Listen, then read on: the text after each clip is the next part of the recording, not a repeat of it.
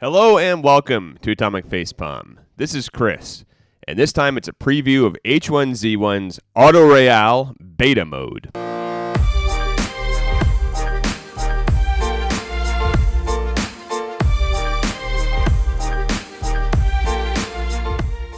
Thanks everybody for tuning in. We really do appreciate your time. You can always hit that subscribe button below, or you can follow us on Twitter and leave a comment below. Let us know what you think. So today, it's a quick preview with some gameplay footage of H1Z1's brand new beta, their Auto Assault mode. Now, I played this beta with two other people. One of them was Daybreak developer Greg Henninger. The other was Games Radar's Lucas Sullivan. There was only three of us, and the way this game works in this particular mode is you need to have four people, and you can do random matchmaking if you want. So it was the three of us, and there was one random person who always got stuck in the car with us, which actually was pretty entertaining. So the idea is, if you're unfamiliar with the original H1Z1, this one kind of was the one that started off, arguably, the whole Battle Royale genre. Player Unknown, who was responsible for Battlegrounds, did some consulting work on H1Z1, and he then went on to obviously do his own thing with PUBG, which I hear is mildly successful. But it kind of started with this game, and it's come a long ways. It actually released from early access very recently, and the developers were like, you know what? For being in early access for so long, what better way to celebrate going into a full release game than by releasing another testing phase? Those guys are gluttons for punishment. But the fruits of the labors paid off, because this mode is really, really fun. It works just like the original game, where you start off randomly, and the map kind of closes in on you with these little circles over time until you get to be this really, really tiny little circle. And if you're fortunate enough to be left in that little circle, you try and vie for supremacy. You have to be the number one spot. Now, the four of you get to share the victory, because it's not like if you're the last car remaining, then you fight each other in the car or something. That doesn't happen. It is the last vehicle to be left alive. So here's how it works. You start off, you can either do, again, random matchmaking, where you just join the game and it'll just randomly assign you to other people. You get to choose whether or not you want to be a sedan or you want to be a Hummer. Now, the sedan has a lot of speed. It's maneuverable. It can do things like jump really far, which can be valuable. And you can even do kind of tricks in the air. The Hummer is more of a lumbering dinosaur. It's sort of like a big tank. It's not as maneuverable, not nearly as fast, but it can take a lot of punishment. And that's really the overall differences. It's what I like about this mode so far. It's not overly complex. They keep things relatively simple.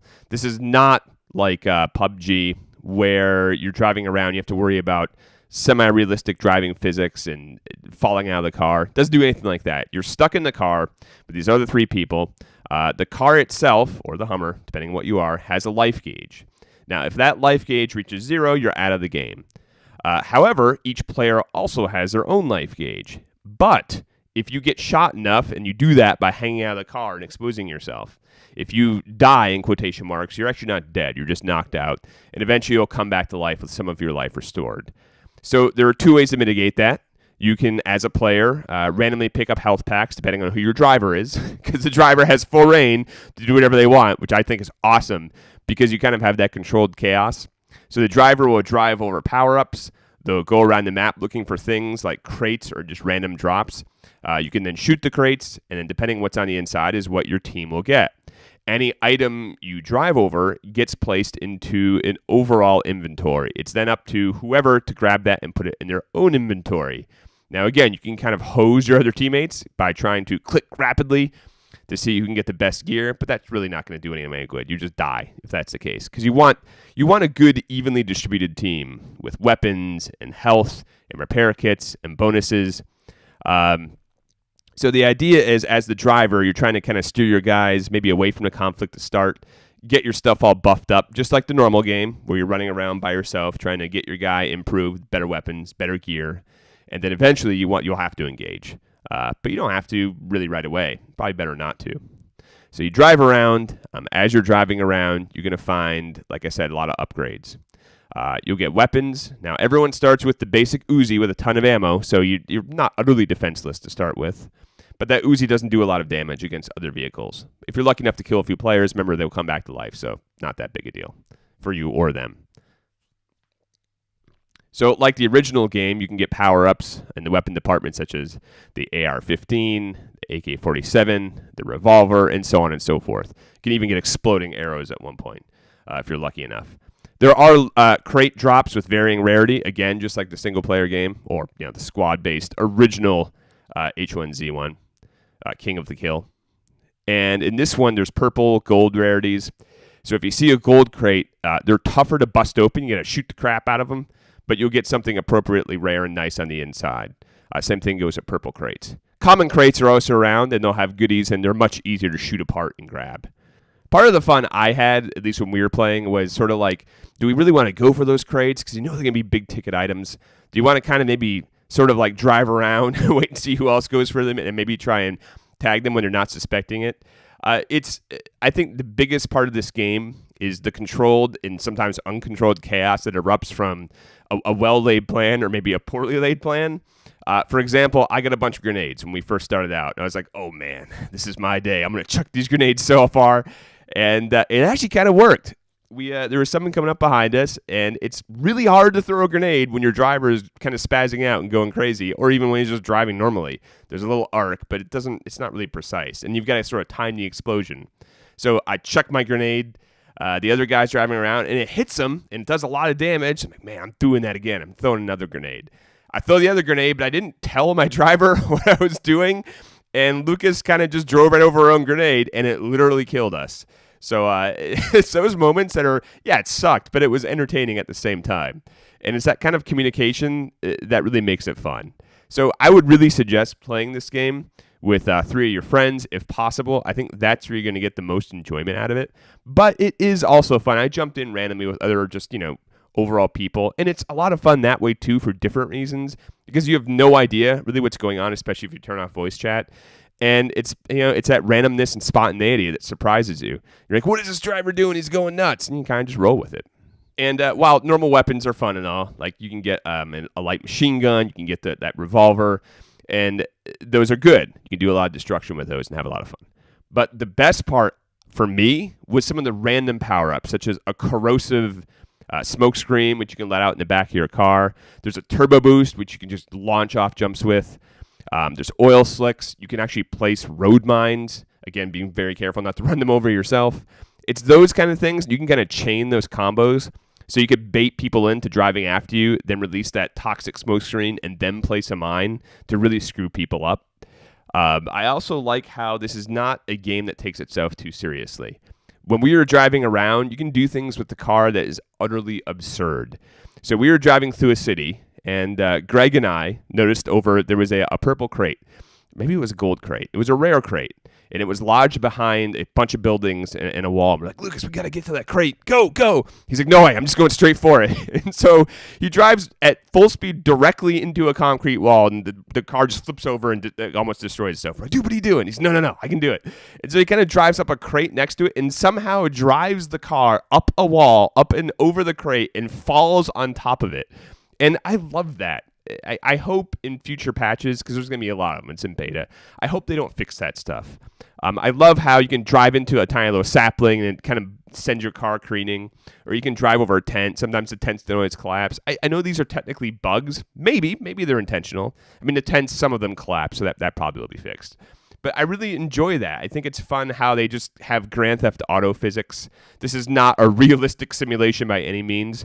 In fact, if you're driving the sedan, according to Greg, again, who works for Daybreak, you can kind of do a double jump by turbo boosting over like a ramp and then activating your springs power up, and that gives you a little boost in midair. So I can only imagine how many Twitch videos and other YouTube videos are going to show some of the most ridiculous acrobatics possible. It'll probably give Fortnite a run for its money as far as like the ludicrous tricks you can do, and maybe even PUBG's motorcycle tricks. I love how these guys are kind of keeping pace and varying up their battle royale game with something pretty awesome and new. Going through it it really feels like a Mad Max, right? That's like the direct comparison is you're playing through a Mad Max movie, and it kind of has that intensity, but it's a lot more whimsical. It's not nearly as like serious and, nuts. It's just more like, oh my God, there's 4 cars. We're all going off the same jump. We're driving into each other. Oh no, there's another car coming after we're shooting this car. What do we do? So it's like just seeing what happens when 4 really fast cars come together at once. Oh, man, it's just that sort of you don't know what's going to happen. And even when you try and figure it out, you're like, okay, we're going to have this really complex plan. We're going to go hide behind these trees. We're going to see these other 2 cars engage. We'll come out. No, it never goes to plan. That's what makes it fun. And as that circle decreases and becomes really, really small, again, if you're fortunate enough to stay alive and you're one of the last few packs, man, does it get intense. That last little circle is so damn small, and trying to drive around in that tiny little area when there's obstacles and there's crates falling in, other people, it is just absolute insanity. And it's like we had one of those rounds where I think we were maybe top 4, top 5, somewhere around there.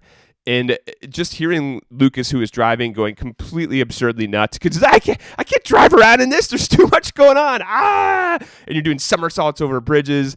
Other people are flying around. That was like the most fun I've had in a game in a long, long time.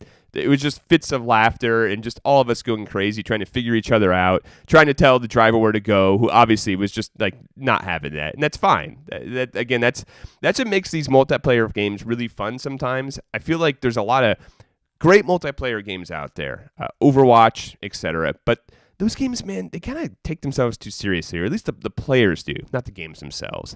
This is a game where I feel like that's not going to happen. You will probably get those competitive people, but it's really more about jumping in, just really having a lot of fun and not taking things seriously. So please, if you play this game, that's my advice to you. It's incredibly fun. It's super just like outlandish and ridiculous. Go into it with that mindset. And again, it's in the beta. This is going to be a game I would assume that's going to evolve and change a lot over time. As of right now, there's only 2 cars. I would imagine Daybreak is going to release a lot more cars, more special abilities, more power-ups. That stuff's only natural. But in its inception, as it is now, it's so pure and it's so much fun.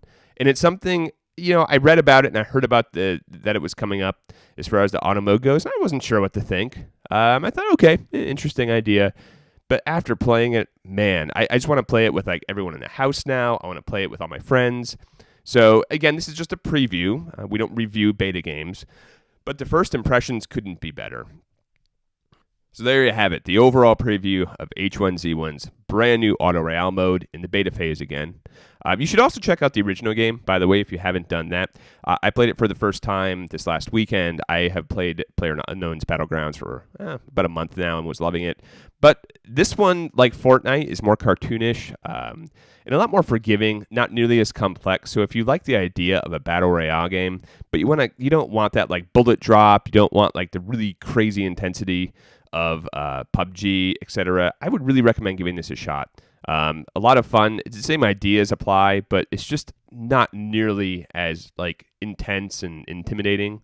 So yeah, give the original game a shot too. And hey, it's officially out of early access. It's pretty cheap.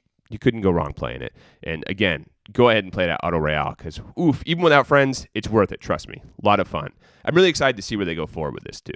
Thanks, guys, for tuning in. Again, we really do appreciate it. You can leave those comments below. You can hit our subscribe button, and you can find us and follow us on Twitter. A special shout-out to Greg Henninger, who works for Daybreak Studios, makers of the game, and Lucas Sullivan, who works for Games Radar. It was a lot of fun getting together and playing the whole game with each other. Good times. So, as always, from Chris, from Atomic Facepalm, good luck, and have fun.